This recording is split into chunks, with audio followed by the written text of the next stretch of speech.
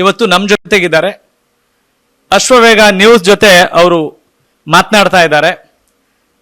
ದಾವಣಗೆರೆ ದಕ್ಷಿಣ ವಿಧಾನಸಭಾ ಕ್ಷೇತ್ರದ ಕಂಪ್ಲೀಟ್ ಡೀಟೇಲ್ಸ್ ಏನಿದೆ, ಯಾವ ರೀತಿ ಕಾವಿದೆ, ಬಾಗಲಕೋಟೆ ಯಾವ ರೀತಿ ಇದೆ, ಮುಂದಿನ ಸಾರ್ವತ್ರಿಕ ಚುನಾವಣೆಗೆ ಈ ಚುನಾವಣೆ ಯಾವ ರೀತಿ ದಿಕ್ಸೂಚಿ ಆಗ್ಬೋದು, ಹೀಗೆ 10 ಹಲವು ವಿಚಾರಗಳನ್ನ ಅವ್ರ ಜೊತೆ ನಾವು ಚರ್ಚೆ ಮಾಡೋಣ. Let's welcome him.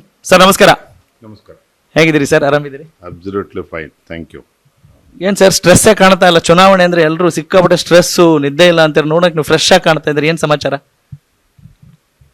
ತಳಹಂತದಲ್ಲಿ ನಮ್ಮ ಪಕ್ಷದ ಕಾರ್ಯಕರ್ತರು ಇಷ್ಟೊಂದು ಉತ್ಸಾಹದಲ್ಲಿ ಕೆಲಸ ಮಾಡ್ತಾ ಇರಬೇಕಾದ್ರೆ ಅದು ನಮಗೆ ಇನ್ನೂ ಹೆಚ್ಚು ಪ್ರೇರಣೆಯನ್ನು ಕೊಡ್ತದೆ, ಇನ್ನೂ ಹೆಚ್ಚೆಚ್ಚು ಕೆಲಸವನ್ನು ಮಾಡೋದಕ್ಕೆ ನಮಗೆ ಒಂದು ದೊಡ್ಡ ಶಕ್ತಿಯನ್ನು ಕೊಡ್ತದೆ. ಹಾಗಾಗಿ ನಾವು ಎಷ್ಟೇ ಕೆಲಸ ಮಾಡಿದ್ರೂ ಸಹ ಇವತ್ತು ಕಾರ್ಯಕರ್ತರ ಮುಖದಲ್ಲಿ ಏನು ಖುಷಿಯನ್ನು ನಾವು ನೋಡ್ತೇವೆ, ಅದು ನಮಗೊಂದು ಪ್ರೇರಣೆ ಅಂತ ಹೇಳೋದಕ್ಕೆ ಇಷ್ಟಪಡ್ತೇನೆ. ಹಾಗಾಗಿ ಇವೆಲ್ಲವೂ ಕೂಡ ನಮಗೆ ಏನೇ ಆಯಾಸ ಬೇಸರ ಏನೇ ಆದರೂ ಕೂಡ ಇವೆಲ್ಲವೂ ಕೂಡ ಮರ್ತೋಗ್ತದೆ. ದಾವಣಗೆರೆ ದಕ್ಷಿಣ ಕಾಂಗ್ರೆಸ್ನ ಭದ್ರಕೋಟೆ ಅಂತ ಬಿಂಬಿತವಾಗ್ತಾ ಇರುವಾಗ ನೀವು ಎಲ್ಲೋ ನಮ್ದೊಂದು ಹೊಸ ಅಲೆ ಸೃಷ್ಟಿ ಮಾಡ್ತಾ ಇದ್ದೀವಿ, ಅನುಕಂಪದ ಅಲೆ ವಿರುದ್ಧ ಅಂತೀರಲ್ಲ, ಏನ್ ಹಕ್ಕಿಕತ್ತು, ಏನಿದೆ ರಹಸ್ಯ?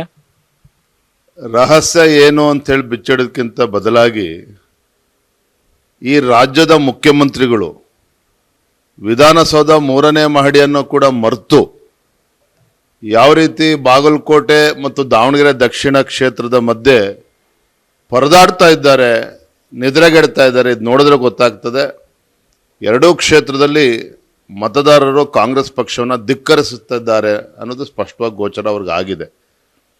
ನನಗನ್ನಿಸ್ತದೆ ಈ ಎರಡೂ ಚುನಾವಣೆಗಳು, Bagalkote as well as Bangalore Davanagere ದಕ್ಷಿಣ ವಿಧಾನಸಭಾ ಕ್ಷೇತ್ರ, this will create an history. ಯಾಕೆ ಮಾತನ್ನು ಹೇಳ್ತಾ ಇದ್ದೇನೆ ಅಂತ ಹೇಳಿದ್ರೆ, ಸಾಮಾನ್ಯವಾಗಿ ಉಪಚುನಾವಣೆಗಳಲ್ಲಿ ಆಡಳಿತ ಪಕ್ಷದ ಪರವಾಗಿ ಮತದಾರರು ಚಿಂತನೆಯನ್ನು ಮಾಡ್ತಾರೆ. ಆದರೆ ಇದಕ್ಕೆ ವಿಭಿನ್ನವಾಗಿ ಎರಡೂ ಕ್ಷೇತ್ರದ ಮತದಾರರು ಭಾರತೀಯ ಜನತಾ ಪಾರ್ಟಿಯನ್ನು ಕೈ ಹಿಡಿಯುವಂಥ ಒಂದು ನಿಚ್ಚಳ ಒಂದು ವಾತಾವರಣ ನಿರ್ಮಾಣ ಆಗಿದೆ. ಯಾವ ಕಾರಣಕ್ಕೆ ಈ ಬಾರಿಯ ಈ ಚುನಾವಣೆ ಇಷ್ಟೊಂದು ಹೈಪ್ ಪಡೆದುಕೊಳ್ತಾ ಇದೆ? ಈ ಚುನಾವಣೆಯ ವಸ್ತು ಯಾವುದು ನಿಮ್ಮ ಪ್ರಕಾರ? ಗ್ಯಾರಂಟಿಗಳ ಹೆಸರು ಹೇಳಿಕೊಂಡು ಗ್ಯಾರಂಟಿಗಳ ಮುಖವಾಡವನ್ನು ಧರಿಸಿ ಕಪಟ ನಾಟಕವನ್ನು ಮಾಡ್ತಾ ಇರುವಂತಹ ಈ ಕಾಂಗ್ರೆಸ್ ಸರ್ಕಾರ, ಮಾನ್ಯ ಮುಖ್ಯಮಂತ್ರಿಗಳು, ಇವರ ಬಂಡವಾಳ ಬಯಲಾಗ್ತಾ ಇದೆ. ಜನರು ಜಾಗೃತರಾಗ್ತಾ ಇದ್ದಾರೆ. ಕಳೆದ 3 ವರ್ಷದಲ್ಲಿ ಏನು ಸಾಧನೆ ಮಾಡಿದ್ದಾರೆ, ಏನು ಅಭಿವೃದ್ಧಿ ಮಾಡಿದ್ದಾರೆ, ಇದನ್ನು ಜನ ಇವತ್ತು ಪ್ರಶ್ನೆ ಮಾಡ್ತಾ ಇದ್ದಾರೆ. ಹಾಗಾಗಿ ಇವೆಲ್ಲವೂ ಕೂಡ ನಮಗೆ ವರದಾನ ಆಗ್ತದೆ. ಬಹಳ ಮುಖ್ಯವಾಗಿ ನಾನು ನಮ್ಮ ಪಕ್ಷದ ಮುಖಂಡರಿಗೂ ಕೂಡ ನಾನು ಕೃತಜ್ಞತೆಯನ್ನು ಸಲ್ಲಿಸಬೇಕಾಗ್ತದೆ. ಚುನಾವಣೆ ಸಂದರ್ಭದಲ್ಲಿ ತಮ್ಮ ವ್ಯತ್ಯಾಸಗಳನ್ನು ಎಲ್ಲವನ್ನೂ ಕೂಡ ಬದಿಗಿಟ್ಟು ಬಾಗಲಕೋಟೆ ಮತ್ತು ದಾವಣಗೆರೆ ದಕ್ಷಿಣ ಎರಡೂ ಕ್ಷೇತ್ರದಲ್ಲಿ ನಮ್ಮ ಎಲ್ಲ ನಾಯಕರುಗಳು, ಜಿಲ್ಲಾ ನಾಯಕರುಗಳು ಒಟ್ಟಾಗಿ ಒಂದಾಗಿ ಶ್ರಮನ ಹಾಕ್ತಾ ಇದ್ದಾರೆ. ಇದರ ಪರಿಣಾಮ ನಮ್ಮ ಕಾರ್ಯಕರ್ತರ ಉತ್ಸಾಹ ಏನಿದೆಯಲ್ಲ ಅದು ಭಾಳ ದುಪ್ಪಟ್ಟಾಗಿರುವಂಥದ್ದು. ಹಾಗಾಗಿ ಮತದಾರರು ಕೂಡ ನಮ್ಮ ಬಗ್ಗೆ ಇವತ್ತು ವಿಶ್ವಾಸವನ್ನು ಇಟ್ಟಿದ್ದಾರೆ. ರಾಜ್ಯ ಬಿಜೆಪಿ ಅಂತ ಹೇಳಿದ ತಕ್ಷಣ ಅದು ಯಡಿಯೂರಪ್ಪನವ್ರ ಪಕ್ಷ, ಯಡಿಯೂರಪ್ಪ ಅವರ ಕೇಂದ್ರಿತವಾಗಿರುವಂಥ ಈ ಒಂದು ಮೆಸೇಜ್. BY ವಿಜೇಂದ್ರ ಅವರು ಯುವಕರಿದ್ದಾರೆ, ರಾಜ್ಯಾಧ್ಯಕ್ಷರಾಗಿದ್ದಾರೆ. ಬರೀ ತಂದೆಯ ನೆರಳಿನಲ್ಲೇ ಕೆಲಸ ಮಾಡ್ಕೊಂಡು ಹೋಗ್ತಾರಾ, ಅಥವಾ BY ವಿಜೇಂದ್ರ ಅವರ ಸಿದ್ಧ ಸೂತ್ರ ಏನಾದರೂ ರೆಡಿ ಆಗಿದೆಯಾ? ಮುಂದಿನ ದಿನಗಳಲ್ಲಿ ಅದನ್ನೇನಾದ್ರೂ ಕಾಣಬಹುದಾ ನಾವು?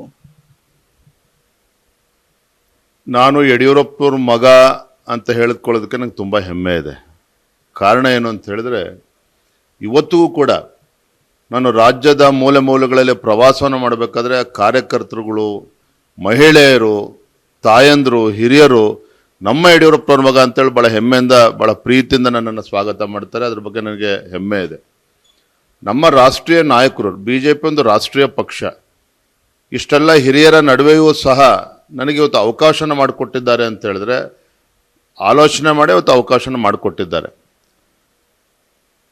ಪಕ್ಷ ಇನ್ನೂ ಹೆಚ್ಚು ಸಂಘಟನೆ ಆಗಬೇಕು, ಸುಭದ್ರ ಆಗಬೇಕು ಅನ್ನೋ ಒಂದು ಗುರಿಯನ್ನು ಇಟ್ಕೊಂಡು ಕೊಟ್ಟಿದ್ದಾರೆ. ನನಗೆ ಸಂತೋಷದ ದಿಕ್ಕಿನಲ್ಲಿ ನಾನು ಕೂಡ ಇವತ್ತು ದಾಪುಗಾಲನ್ನು ಹಾಕ್ತಾ ಇದ್ದೇನೆ. ಸಾಕಷ್ಟು ಕೆಲಸ ಮಾಡಬೇಕಾಗಿದೆ. ಅದನ್ನು ಮುಂದಿನ ದಿನಗಳಲ್ಲಿ ಖಂಡಿತ ಎಲ್ಲ ಹಿರಿಯರ ಒಂದು ಮಾರ್ಗದರ್ಶನದಲ್ಲಿ ಇವತ್ತು ನಾನು ಮುಂದಿನ ದಿನಗಳಲ್ಲಿ ನಾನು ಮಾಡ್ತೇನೆ. ಇವತ್ತು ಅದನ್ನು ನಮ್ಮ ಕಾರ್ಯಕರ್ತರು ಕೂಡ ನಾನು ನೋಡ್ತಾ ಇದ್ದೇನಲ್ಲ, ಕಾರ್ಯಕರ್ತರು ಕೂಡ ನನ್ನ ಓಡಾಟ ಎಲ್ಲವನ್ನೂ ಕೂಡ ಅವ್ರು ಇಷ್ಟಪಡ್ತಾ ಇದ್ದಾರೆ. ನನಗೂ ಕೂಡ ಹೆಚ್ಚು ಉತ್ಸಾಹದಿಂದ ಕೆಲಸ ಮಾಡ್ತಾ ಇದ್ದೇನೆ. ನಿಮ್ಮದೇ ಪಕ್ಷದ ಬಂಡಾಯ ನಾಯಕರು ನಿಮ್ಮ ನಾಯಕತ್ವವನ್ನ, ನಿಮ್ಮ ಅಧ್ಯಕ್ಷಗಿರಿಯನ್ನ ಪ್ರಶ್ನೆ ಮಾಡುವಾಗ ಹೇಗೆ ನಿಮ್ಮನ್ನ ಸಮರ್ಥಿಸಿಕೊಳ್ತೀರಿ ಎನ್ನುವ ಒಂದು ಪ್ರಶ್ನೆಯ ಜೊತೆಗೆ, ಇದು ಹೈಕಮಾಂಡ್ ಹೇರಿಕೆಯ ಒಂದು ಜೀರ್ಣಿಸಿಕೊಳ್ಳಲಾಗದ ಒಂದು ಸಂಕಷ್ಟದ ಸ್ಥಿತಿಯ, ಅಥವಾ ಪ್ರಜಾಪ್ರಭುತ್ವದ ಆಯ್ಕೆಯ ಅಡಿಯಲ್ಲೇ ನಾನು ಅಧ್ಯಕ್ಷನಾಗಿದ್ದೀನಿ, ಹೀಗಾಗಿ ನಾನು ಪಕ್ಷಕ್ಕೆ ಬಲ ತುಂಬ್ತೀನಿ ಅಂತೀರಾ? What's your inner voice?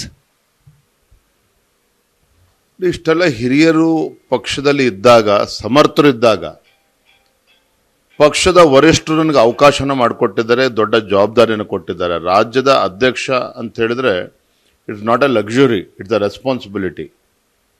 ನಾನು ಒಪ್ಕೊಳ್ತೇನೆ, ಯುವಕರಿಗೆ ಅವಕಾಶ ಕೊಟ್ಟಾಗ ಸಹಜವಾಗಿಯೇ ಹಿರಿಯರಿಗೆ ಅದನ್ನು ಡೈಜೆಸ್ಟ್ ಮಾಡ್ಕೊಳ್ಳೋದಕ್ಕೆ ಸ್ವಲ್ಪ ಸಮಯ ಬೇಕಾಗ್ತದೆ. ಅದು ನಮ್ಮ ರಾಜ್ಯದಲ್ಲಿ ಸ್ವಲ್ಪ ಸಮಯ ಹೆಚ್ಚು ತೆಗೆದುಕೊಳ್ತಾ ಇದ್ದಾರೆ. ಆದರೆ ನನಗೆ ಸಂಪೂರ್ಣವಾಗಿ ವಿಶ್ವಾಸ ಇದೆ, ಇವರೆಲ್ಲರನ್ನು ಕೂಡ ವಿಶ್ವಾಸಕ್ಕೆ ತೆಗೆದುಕೊಂಡು ನಾನು ಮುಂದೆ ಪಕ್ಷವನ್ನು ಇನ್ನೂ ಹೆಚ್ಚು ಸದೃಢವಾಗಿ ಸಂಘಟನೆ ಮಾಡ್ತೇನೆ ಅನ್ನೋ ವಿಶ್ವಾಸ ನನಗೆ ಸಂಪೂರ್ಣವಾಗಿದೆ. ಅದ್ರ ಬಗ್ಗೆ ನೋಡಿ, ನಾನು ತಂದೆಯವರ ರಾಜಕಾರಣ ಭಾಳ ಹತ್ತಿರದಿಂದ ನಾನು ಕೂಡ ನೋಡಿದ್ದೇನೆ. ಸವಾಲುಗಳು ಬಂದಷ್ಟು ಕೂಡ ಸವಾಲುಗಳನ್ನು ಎದುರಿಸುವಂಥ ಕೆಲಸ ಮಾಡಬೇಕೇ ಹೊರತು ಸವಾಲುಗಳಿಂದ ದೂರ ಓಡುವಂಥ ಕೆಲಸ ಮಾಡಬಾರ್ದು. ಅದು ಯಡಿಯೂರಪ್ಪನವರು ಅವ್ರ ಜೀವನದುದ್ದಕ್ಕೂ ಕೂಡ ಭಾಳ ಯಶಸ್ವಿಯಾಗಿ ಅದನ್ನು ಮಾಡ್ಕೊಂಡು ಬಂದಿದ್ದಾರೆ. ಹಾಗಾಗಿ ನಾನು ಕೂಡ ಅವರ ರಾಜಕೀಯ ಏಳು ಬೀಳುಗಳನ್ನು ಹತ್ತಿರದಿಂದ ನೋಡಿರ್ತಕ್ಕಂಥ ನಾನು ಏನೇ ಸವಾಲುಗಳು ಬಂದರೂ ಕೂಡ ಬೆನ್ನು ತೋರಿಸ್ದೇನೆ ಆ ಸವಾಲುಗಳನ್ನು ಸ್ವೀಕಾರ ಮಾಡಿದ್ದೇನೆ, ಇವತ್ತು ಮಾಡಿದ್ದೇನೆ, ಮುಂದೆನೂ ಕೂಡ ಮಾಡ್ತೇನೆ. Challenges will build your leadership muscles ಅಂತೀರಿ? ಖಂಡಿತ. ನನಗೆ ಪ್ರಾಮಾಣಿಕ ಒಂದು ಮಾತನ್ನು ಹೇಳ್ತಾನೆ, ಯಡಿಯೂರಪ್ಪನವ್ರ ಮಗ ಅಂತೇಳಿ ನಂಗೆ ರೆಡ್ ಕಾರ್ಪೆಟ್ ವೆಲ್ಕಮ್ ಮಾಡಿದರೆ ನನ್ನಲ್ಲೂ ಕೂಡ ಅಷ್ಟು ಉತ್ಸಾಹ ಬರ್ತಿತ್ತು ಅಲ್ಲೋ ಗೊತ್ತಿಲ್ಲ. ಆದರೆ ಇವತ್ತು ಅಡೆತಡೆಗಳು, ಸವಾಲುಗಳು ಇವೆಲ್ಲವುಗಳು ಬಂದಾಗಲೇ ನಾವು ಇನ್ನೂ ಹೆಚ್ಚು ಕ್ರಿಯಾಶೀಲರಾಗಿ ಇವತ್ತು ಕೆಲಸವನ್ನು ಮಾಡ್ತೇವೆ, ಇನ್ನೂ ಹೆಚ್ಚು ಉತ್ಸಾಹದಿಂದ ಕೆಲಸವನ್ನು ಮಾಡ್ತೇವೆ. So I C crisis as an opportunity, I C challenges as an opportunity. ಹಾಗಾಗಿ ನಾನು ಇದ್ರ ಬಗ್ಗೆ ಬೇಸರನೂ ವ್ಯಕ್ತಪಡಿಸ್ಕೊಳ್ಳೋದಿಲ್ಲ, ಮನಸ್ಸು ಬೇಸರ ಮಾಡ್ಕೊಳ್ಳೋದಿಲ್ಲ. ನೋಡಿದ್ರಲ್ಲ, ಕಳೆದ 2 ವರ್ಷದಲ್ಲಿ ಯಾರೇ ಏನೇ ಹೇಳಿಕೆಗಳನ್ನು ಕೊಟ್ಟರೂ ಸಹ ಯಾರ ವಿರುದ್ಧನೂ ಕೂಡ ನಾನು ಹೇಳಿಕೆಯನ್ನು ಕೊಡದೇನೆ ಸಮಾಧಾನವಾಗಿ ಕಾರ್ಯಕರ್ತರ ಮಧ್ಯೆ ಕೆಲಸ ಮಾಡ್ತಾ ಇದ್ದೇನೆ ಅಂತ ಹೇಳಿದ್ರೆ you have to appreciate that fact. Of course ಅದು ನಿಮ್ಮ ಜಾಣ ನಡೆ ಅಂತ ಅಂದ್ಕೊಳ್ತೀನಿ.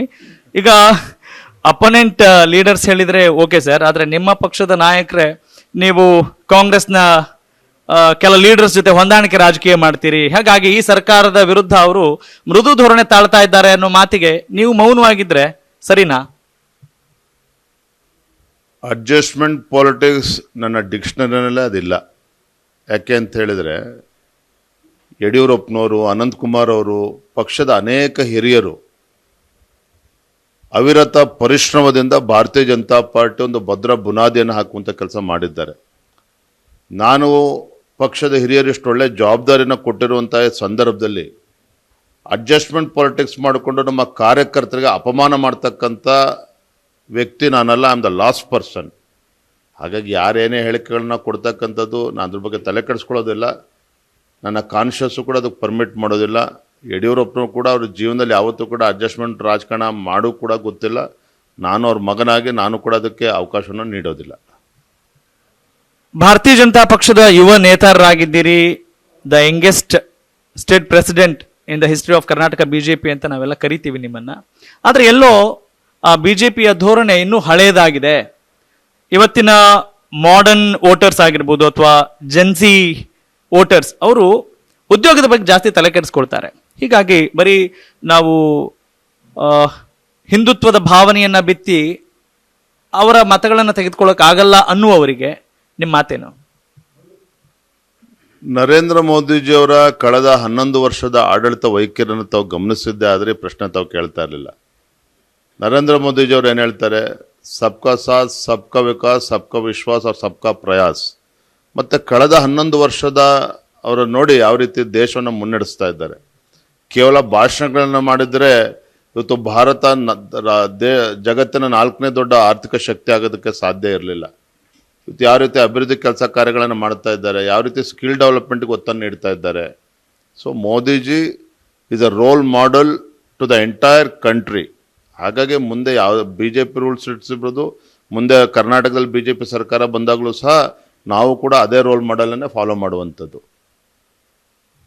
ನರೇಂದ್ರ ಮೋದಿ ಅವರು ವಂಶ ಪಾರಂಪರ್ಯದ ರಾಜಕಾರಣದ ವಿರುದ್ಧ ಕೂಡ ಮಾತನಾಡ್ತಾರೆ. ಆದ್ರೆ ಸ್ಟೇಟ್ ಅಲ್ಲಿ ಪ್ರೆಸೆಂಟ್ ಪಾಲಿಟಿಕ್ಸ್ ಅಲ್ಲಿ ಹಾಗಿದೆ ಅಂತ ಅನ್ಸುತ್ತಾ? ನನ್ನ ಬಗ್ಗೆ ಕೇಳೋದಾದ್ರೆ ಅದಕ್ಕೆ ನೇರವಾಗಿ ಉತ್ತರ ಕೊಡ್ತೇನೆ. ಹೇಳ್ಬೋದು ಅಲ್ಲ, ಸಾಕಷ್ಟು ಉದಾಹರಣೆಗಳಿರೋದ್ರಿಂದ ನಿಮ್ಮನ್ನೇ ಮಾತ್ರ ಹೇಳಲ್ಲ. ಯಡಿಯೂರಪ್ಪನವರು ಮುಖ್ಯಮಂತ್ರಿಗಳಾಗಿ ರಾಜೀನಾಮೆ ಕೊಡುವಂತ ಸಂದರ್ಭದಲ್ಲಿ ಅಥವಾ ಕೊಟ್ಟ ಮೇಲೆ ಯಡಿಯೂರಪ್ಪನವರು ರಾಜೀನಾಮೆ ತೆಗೆದುಕೊಳ್ತಾ ಇದ್ದೆ ಅಂತೇಳಿ ವಿಜೇಂದ್ರನ ಕ್ಯಾಬಿನೆಟ್ಗೆ ತೆಗೆದುಕೊಂಡಿದ್ರೆ ಅದು ಕುಟುಂಬ ರಾಜಕಾರಣ ಆಗ್ತಾ ಇತ್ತು. ನಾನು ಕೂಡ ಬೆಂಗಳೂರು ಮಹಾನಗರದಲ್ಲಿ ಕಾರ್ಯದರ್ಶಿಯಾಗಿ ಕೆಲಸ ಮಾಡಿದ್ದೇನೆ, ರಾಜ್ಯದ ಯುವ ಮೋರ್ಚಾ ಪ್ರಧಾನ ಕಾರ್ಯದರ್ಶಿಯಾಗಿ ಸಂಘಟನೆ ಮಾಡಿದ್ದೇನೆ, ರಾಜ್ಯದ ಉಪಾಧ್ಯಕ್ಷನಾಗಿ ಪಕ್ಷವನ್ನು ಸಂಘಟಿಸುವಂಥ ಕೆಲಸ ಮಾಡಿದ್ದೇನೆ. If our high command or if ನಮ್ಮ ಪಕ್ಷದ ವರಿಷ್ಠರು ನನ್ನನ್ನು ಇವತ್ತು ದೊಡ್ಡ ಜವಾಬ್ದಾರಿಯನ್ನು ಕೊಟ್ಟಿದ್ದಾರೆ ಅಂತ ಹೇಳಿದ್ರೆ ಯಡಿಯೂರಪ್ಪನವ್ರ ಮಗ ಅಂತಕ್ಕಂಥದ್ದು ಒಂದು ಮಾನದಂಡ ಇರ್ಬೋದಿಲ್ಲ ಅಂತ ನಾವು ಹೇಳೋದಿಲ್ಲ.